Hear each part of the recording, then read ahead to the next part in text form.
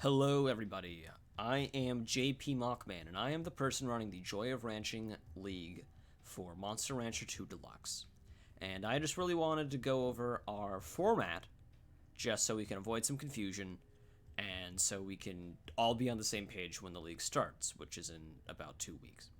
So, first and foremost, let's just go over a brief overview of what I'm actually doing here today. We have we're going to be talking about our league.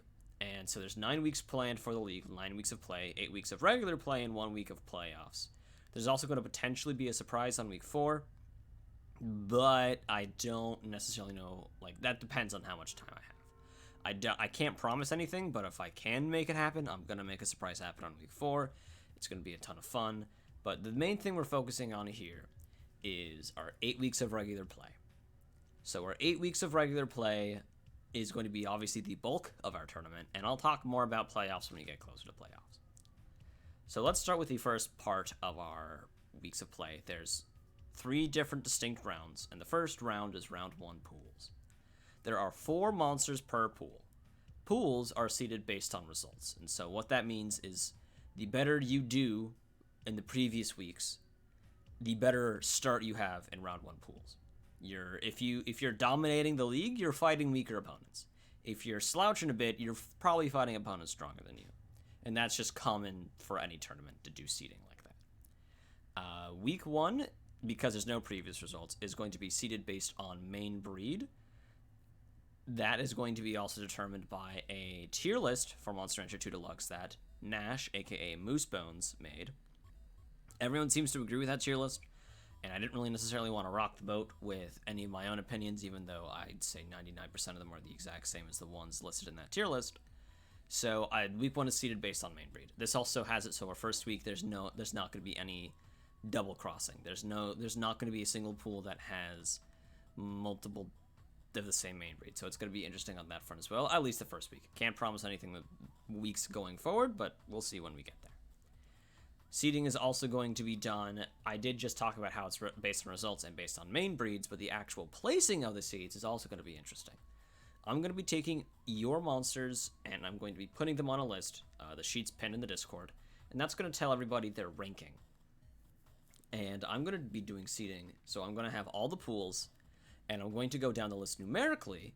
And so the first seed, for example, is going to be the number 1 seed in pool 1A. The second seed is going to be the number 1 seed in pool 2A. And I'm going to go down the list like that until I run out of pools. And then I'm going to do second seeds in the exact same way. And then I'm going to do it slightly differently for the third and fourth seed. So the absolute lowest ranked monster in the league is going to be seeded 4th seed in pool 1A. And I'm going to do it like that for 4th and for 3rd. So if you're in the top half of monsters, you're definitely having an advantage with how you're getting seeded. And that's just how this is going to be running. So doing well pays off.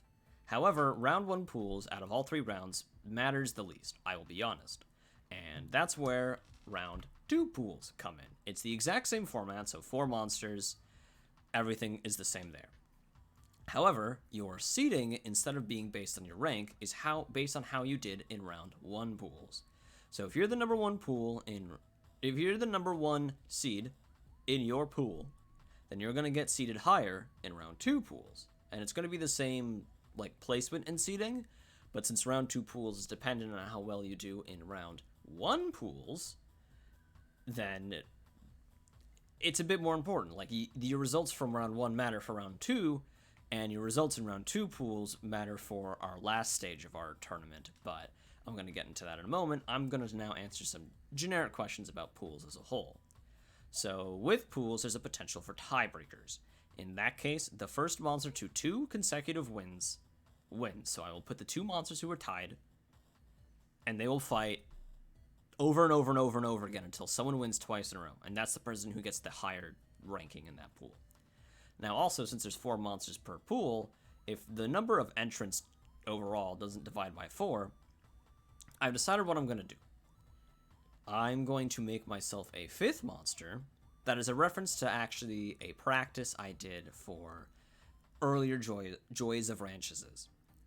And that is going to be, like, I'm not talking like ones that were a couple months ago. I'm talking about years and years and years ago I did this. And so it's going to be a fun little reference for what, people who've been watching for literally years.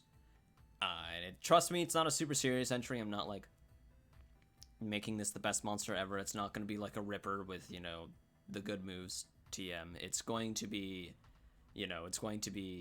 you will see what it is when you get there. If there's still discrepancy, then some pools will have buys. And what I mean by that is the first pools from each round, so pool 1A and pool 1B at most, will have 3 members. And then round 2 pools, obviously, 1B and 2B, right? Yeah. They will have, some buys, and that means there's 3 people. It'll just be effectively a monster who loses every single one of their matches. And then once we get to our final stage about bracket, it's the same format that you might have seen for other tournaments in a double elimination style. The key difference here is that your pool 2 results get you placed differently in the bracket. So if you got first seed in your pool 2, you get seeded into round 2 winners. What that means is you skip the first round of tournament play, which is obviously an advantage. The less amount of times you have to fight, the better. Second and third seeds, they get seeded into round 1 winners, and last seeds get seeded into losers, round 1.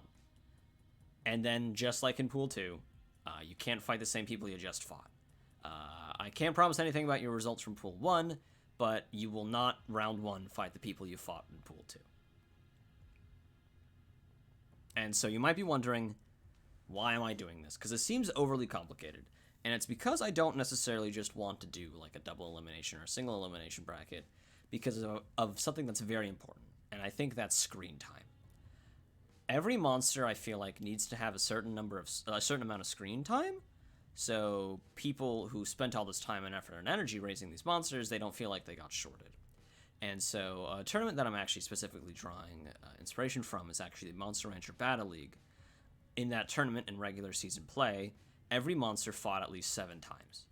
Like, in the day. Like, the day that they were fighting, they fought 7 times. It's a 8-man round robin, and they fought 7 times, and even if they went 0-7, they still fought 7 times. And that's the same here. With pools of 4, 2 pools of 4, and then bracket, assuming you're not in a round with a bye, which is unlikely to happen multiple weeks in a row, you can go 0-3, then 0-3, then 0-1, and you will still fight 7 times. And I think 7 is a good number to fight. And even in the worst case scenario, you'll fight 6 times. Oh no. And even then, you're not going to be going 0-3, because if you have a bye, you're 1-2, which means you have a better chance of hitting into winners. And then if it's double elimination, you're still fighting 7 times probably. So it's 7 is kind of like a golden number in my mind for Monster Rancher tournaments, and I really like that. And I'm not saying that everyone has to do this, or tournaments that don't do that are bad, but I want to do that for my own tournaments. And so every fight in this tournament, with the exception of 3 fights, are going to be first to 2 wins, or a best of 3. And all pools matches and all bracket matches are first to 2 wins, except for winners finals, losers finals, and grand finals. That also might sound familiar to you if you're a fan of the Monster Rancher Battle League, and that's fair. It's the most populous tournament we have, but many other tournaments have done that style, where in their elimination brackets, the matches closer to grands are first to 3 wins. So I think that about wraps up what I want to go over today. I will be uploading this to YouTube, as well as all VODs of the Joy of Ranching League. I know I haven't been the best about that in the past, but I will be very, very, very sure to do that for this.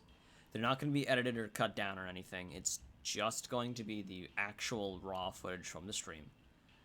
But you will be able to watch old tournaments on my YouTube channel. My YouTube channel is, I'm pretty sure, in my description of my Twitch channel, and obviously if you're watching this video, you're either seeing it live on Twitch, or you're seeing it from YouTube, so you can find my YouTube from either of those spots. And if you still can't find it, you could just send me a DM on Discord, and I'd be more than happy to provide it. But that does it for what I want to talk about today. I want to say thank you to everyone who has entered. Thank you to everyone who has watched. And good luck to everybody out there. This is JP, signing out.